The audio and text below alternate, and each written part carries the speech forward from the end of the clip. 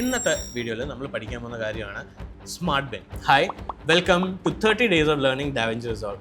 നമ്മൾ ഈ മീഡിയ ബിന്നിൽ ഈ 3 ഡോട്ടിൽ സ്മാർട്ട് ബിൻ എനേബിൾ ചെയ്ത് കഴിഞ്ഞാൽ നമുക്കിവിടെ സ്മാർട്ട് ബിൻ കാണാൻ പറ്റും. ഓക്കെ, ഈ ഒരു ടൈം ലൈൻ ഇവിടെ നിന്ന് ഞാൻ എനേബിൾ ചെയ്ത് DaVinci Resolve പ്രിഫറൻസിനകത്ത് പോയി കഴിഞ്ഞാൽ യൂസറിനകത്ത് നമുക്ക് ഇവിടെ എഡിറ്റിങ്ങിനകത്ത് വന്നു കഴിഞ്ഞാൽ smart bin for timeline enable ചെയ്ത് കഴിഞ്ഞാൽ നമുക്ക് നമ്മുടെ പ്രോജക്റ്റിനകത്ത് എന്തുമാത്രം ടൈം ലൈൻ ഉണ്ടോ അതെല്ലാം ഒരിടത്ത് നമുക്ക് കിട്ടും.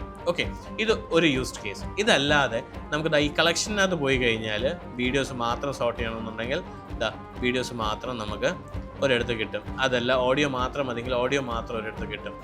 അതുപോലെ എഫക്ട്സ് അങ്ങനെ എന്തൊക്കെയാണോ ഉള്ളത് അതിനനുസരിച്ച് നമുക്ക് കാറ്റഗറൈസ് ചെയ്ത് വെക്കാൻ പറ്റും.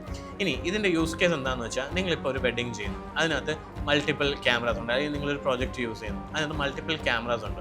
ഓക്കെ, അപ്പോൾ റൈറ്റ് ക്ലിക്ക് ചെയ്യുക, ആഡ് സ്മാർട്ട് ബിൻ കൊടുക്കുക. ഇവിടെ നിങ്ങൾക്ക് സോർട്ട് ചെയ്യാം. എന്ത് പ്രോപ്പർട്ടി വെച്ച് നിങ്ങൾ സോർട്ട് ചെയ്യുന്നു അതിനനുസരിച്ച് ചെയ്യും. ഇപ്പോൾ ചില ക്ലിപ്പുകൾ 24 ഫ്രെയിംസിലായിരിക്കും എടുക്കുക, ചിലത് 50-ലായിരിക്കും എടുക്കുക. അപ്പോൾ ഈ 2 ക്ലിപ്പുകളെ മാറ്റി സോർട്ട് ചെയ്യാൻ വേണ്ടി ജസ്റ്റ് മീഡിയ പൂൾ പ്രോപ്പർട്ടീസിനകത്ത് നമുക്ക് ക്ലിപ്പ് ഡീറ്റെയിൽസ് എടുക്കാം. ഫയൽ നെയിമിന് പകരം ഫയലിൻ്റെ FPS ഫ്രെയിം റേറ്റ് നമുക്ക് നോക്കാം.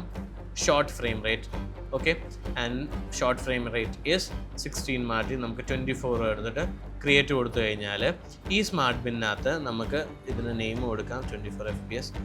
അപ്പോൾ 24 FPS-ലെടുത്ത ഷോട്ടുകളെല്ലാം നമുക്കിതാ ഇവിടെ കാണാൻ പറ്റും. ഇതെല്ലാം ഓഡിയോ ആണ്. എന്താണെന്ന് വെച്ചാൽ നമ്മുടെ ക്ലിപ്പെല്ലാം 50 ഫ്രെയിംസിലാണ് എടുത്തത്. ഒന്നുകൂടെ നമുക്ക് ആഡ് ചെയ്യാം.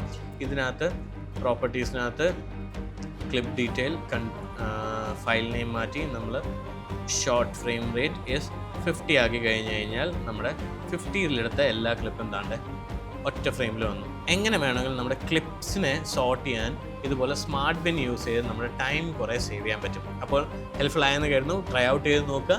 ഇന്നത്തെ വീഡിയോ നിങ്ങൾക്ക് ഇഷ്ടപ്പെട്ടെങ്കിൽ നാളെ മോർണിംഗ് 11 നമ്മൾ അടുത്ത ട്യൂട്ടോറിയലായിട്ട് വരുന്നുണ്ട്. അപ്പോൾ ഫോളോ ചെയ്യാൻ മറക്കരുത്. ആ നോട്ടിഫിക്കേഷൻ കൂടെ ഒന്ന് എനേബിൾ ചെയ്ത് വെച്ചേക്കുക.